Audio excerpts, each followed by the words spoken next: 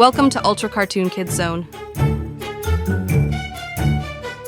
ایک بڑے اور خوبصورت محل میں ایک نیک دل بادشاہ اپنی ملکہ اور شہزادے کے ساتھ رہتا تھا۔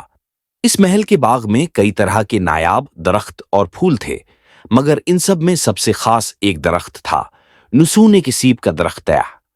یہ درخت نہایت قیمتی تھا کیونکہ اس پر لگنے والے سنہری سیب جادوئی طاقت رکھتے تھے۔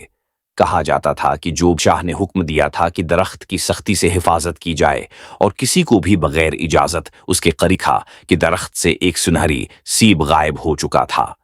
بادشاہ کو خبر ملی تو وہ بہت پریشان ہوا اور اس نے اپنے سب سے بہادر سپاہیوں کو مقرر کیا کہ وہ چور کا پتہ لگائیں۔ رات کو پہرا سخت کر دیا گیا، مگر اگلی صبح ایک اور سیب غائب پایا گیا۔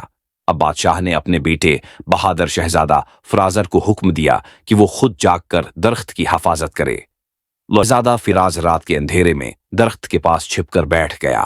آدھی رات کو اچانک ہوا میں ہلچل ہوئی اور ایک چمکدار پرندہ نیلے پروں اور چمکتے سنہری پنجوں کے ساتھ درخت کے قریب آیا۔ اس کی آنکھوں میں ایک پراسرار چمک تھی۔ جیسے ہی پرندہ ایک سیب توڑنے لگا، شہزادہ فوراً اس پر جھپٹا، مگر وہ تیزی سے اڑ گیا۔ شہزادہ نے اس کی دم کے چند سنہری سفر کی شروعات بادشاہ نے پر دیکھ کر پہچان لیا کہ یہ اس سنہری پرندہ حال ہے جو جادوئی دنیا ہے سے آتا ہے۔ بادشاہ نے شہزادے کو حکم دیا کہ وہ اس پرندے کو پکڑ کر واپس لائے تاکہ محل کے درخت کی حفاظت ہو سکے۔ شہزادہ فراز اپنے سفر پر روانہ ہوا، مختلف ہدایات کے ساتھ۔ جنگلوں اور پہاڑوں کو عبور کرتا ہوا آخرکار ایک پراسرار وادی میں پہنچا جہاں جادوئی محل اور تھا۔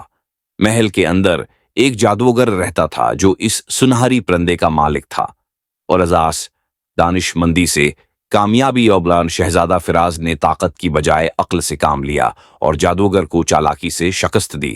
اس نے سنہری پرندے کو آزاد کرایا اور اس سے وعدہ لیا کہ وہ دوبارہ کبھی محل کے درخت کے قریب نہیں آئے گا۔